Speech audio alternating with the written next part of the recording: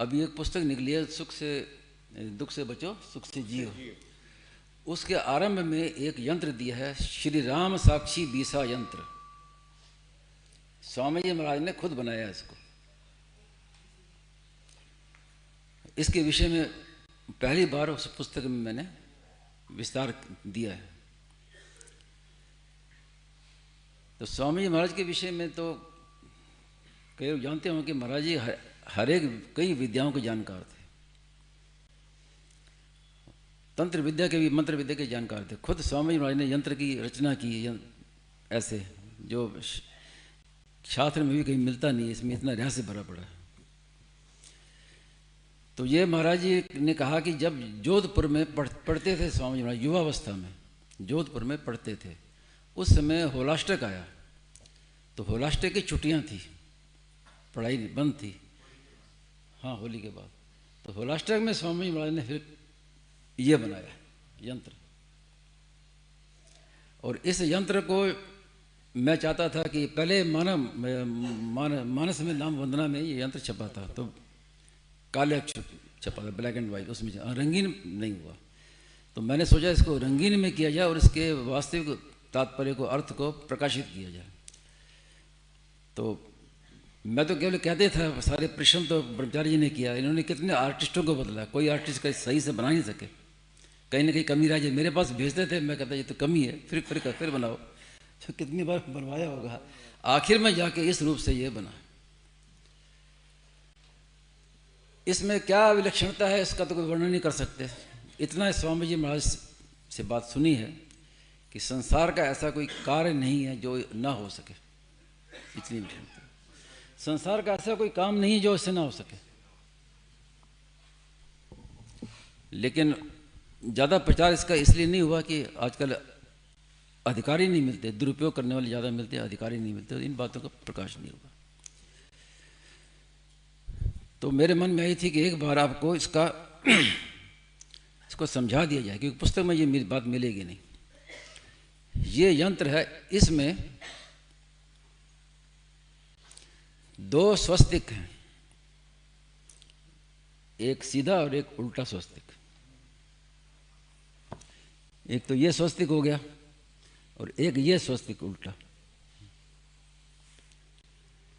तो सीधा स्वस्तिक है ये सृष्टि चक्र। जब सृष्टि का निर्माण होता है तो जो परिक्रमा प्रदक्षिण क्रम है ना, उस क्रम से सृष्टि का निर्माण होता है। इसीलिए मंदिरों में जाते हैं तो इस क्रम से प्रदक्षिणा करते हैं। और जब प्रलय होता है तो इसका उल्टा क्रम होता है, उल्टा स्वस्तिक। ये प्रलय का, तो सृष्टि का प्रतीक है, प्रलय का प्रतीक है।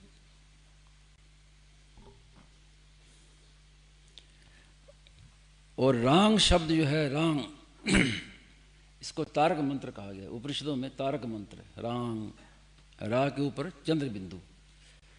तो कई लोग पूछते भी हैं, जैसे गां है, रा है, जिसका उच्चारण कैसे किया जाए। तो कोई कहते हैं कि रांग रांग रांग, वो भी गलत है। और राम राम राम करे, ये भी गलत है। गम गम गम, ये भी गलत है। गंग गंग गंग करे, ये भी गलत है। तो ये चंद्र बिंदु क्या है कि अर्ध अनुस्वार, गां गां गणपते नमः, ये उसका उच्चारण है। तो ये रा है, रा, ये बीज मंत्र। और इस यंत्र की विशेषता ये है कि आप चारों ओर से देखेंगे तो आपको राम मिलेगा। ये रा और ये आगे माँ, चंद्र बिंदु माँ। ऐसे देखेंगे तो भी मिलेगा, इस तरह देखेंगे तो भी रांग मिलेगा, इस तरह देखें तो भी रांग मिलेगा, चारों ओर से रांग। अब इसमें चक्र है, ये कुल 10 चक्र है। इन 10 चक्रों के विषय में आपको बताएं। पहला जो 3 चक्र हैं वो तो है सत्व रजतम। सत्व रजतम, तो सत्व का ये सफेद रंग, रजोगुण का लाल रंग है, तमोगुण का काला रंग है। आपको शायद, मुझे मालूम नहीं सब पता है कि नहीं पता, अपनी संस्कृति में हर एक चीज़ का रंग बताया गया। हम संगीत करते हैं, सा रे गा मा, इन सब का अलग अलग रंग है। सा का रंग अलग है, हरा रंग है, रे का अलग रंग है, माँ का अलग रंग। और जितने जो हाँ सारे गामा इन सब का रंग अलग अलग है। और जो रस है, माधुर्य रस है, वात्सल्य रस, रौद्र रस, इनके भी रंग हैं अलग अलग। तो हर एक चीज़ रंग मैंने संग्रह किए हुआ है साहब, आके प्राय ये बातें मिलती नहीं हैं। तो ऐसी संस्कृति में हमारी ऐसी विलक्षणता है कि हर एक चीज़ का एक रंग है। तो ये सत्व रज तम का भी रंग होते हैं। तो सत्व का रंग है सफ़ेद, रजोगुण का रंग है लाल, और काला है तमोगुण। ये 3 चक्र तो सत्व रज तम हो गए। उसके बाद 5 चक्र हैं, ये है पंच महाभूत। पहला है पृथ्वी तत्व, तो पृथ्वी तत्व का रंग पीला कहा गया। दूसरा है जल तत्व, तो जल तत्व सफ़ेद। अग्नि तत्व लाल। और वायु तत्व, वायु का रंग हरा है। बहुत कई लोग नहीं जानते होंगे कि वायु का भी कोई रंग होता है। वास्तव में वायु का रंग होता है, वायु का रंग है हरा। तो महाराज ने बताया कि जैसे कोई पेड़ पैदा होता है ना, अंकुर पैदा होता है, अंकुर तो वो सफ़ेद होता है। तो हरा रंग जो है, जो पेड़ पौधे हरा रंग ये वायु से लेते हैं। वायु लगने से वो सफ़ेद का धीरे धीरे हरा हो जाता है। तो ये हरा रंग वायु का कहा गया।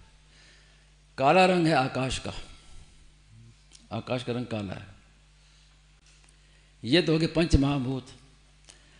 अब 2 सगुण और निर्गुण, एक निर्गुण रूप और सगुण है समग्र। स्वामी ने कहा कई जगह कि जो समग्र है वो सगुण ही हो सकता है, क्योंकि निर्गुण में सगुण का निषेध है, लेकिन सगुण में निर्गुण का निषेध नहीं है। तो ये सफ़ेद रंग है निर्गुण का वाचक, और ये लाल रंग है, ये है समग्र का सगुण का वाचक। अब इसमें दी हुई है भगवान के चतुर्भुज, भगवान के 4 आयुध, शंख चक्र गदा पद्म। तो ये ऊपर चक्र है, ये गदा है, ये निशंख है, और ये गदा है, और ये है पद्म। तो भगवान विष्णु के 4 आयुध इसमें आ गए।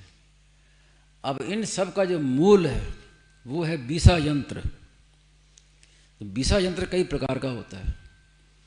तो एक बीसा यंत्र होता है नराकृति बीसा यंत्र, जिसके लिए स्वामी महाराज ने कहा कि ये संसार का ऐसा कोई कार्य नहीं जो ना इससे हो सके। तो ऊपर ये कि 1 4 7 8 ये संख्या दी है, यहाँ 9 6 3 2 और ये ऊपर 5।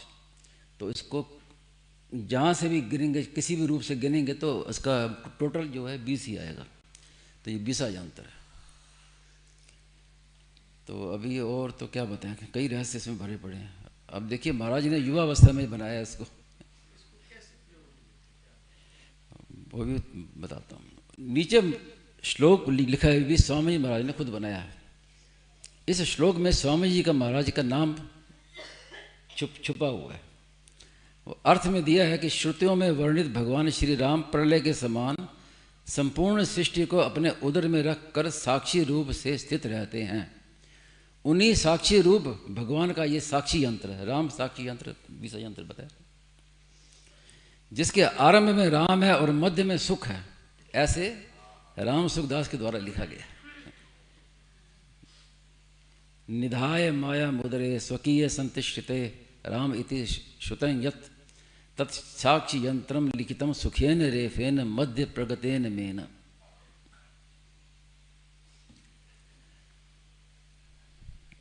अब इसको हम कैसे प्रयोग में ला सकते हैं, क्योंकि तंत्र शास्त्र के अनुसार तो अलग अलग कामनाओं के लिए अलग के लिए बहुत तरह तरह के अलग अलग प्रयोग हैं इसके। अपने उनमें जाना नहीं है, क्योंकि हमारा मुख्य विषय निष्काम भाव, हमें परमात्मा की प्राप्ति करना है, संसार को तो निवृत्त करना है।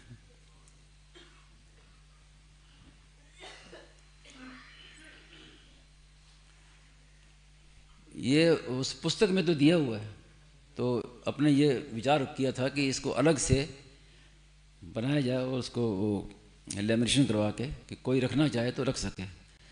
तो वहाँ से लाए नहीं, तो आज ये इमरजेंसी में बाजार से बनवाए 3-4 नहीं, कितने बनाए? 50 है। 50 बना दिए? हाँ। अच्छा, जो लोगों के लिए भी रखा। इसको फ्रेम में लगा सकते हैं, जो फ्रेम में पकड़े। हाँ, इसका ऐसा है कि इसको अपने सामने अपने मंदिर में, अपने उपासना स्थल पर इसको रखे, सामने रख कर इस पर अपनी दृष्टि को स्थिर रखते हुए पंचोपचार पूजा करें। फूल चढ़ाएं, दीपक दिखाएं, धूप दें, नहीं साक्षात रूप से। तो पंचोपचार इसकी पूजन करके और फिर इसको देखते हुए अपने इष्ट मंत्र की जो माला है वो बैठ के जप करें, तो विशेष लाभ इससे हो सकता है।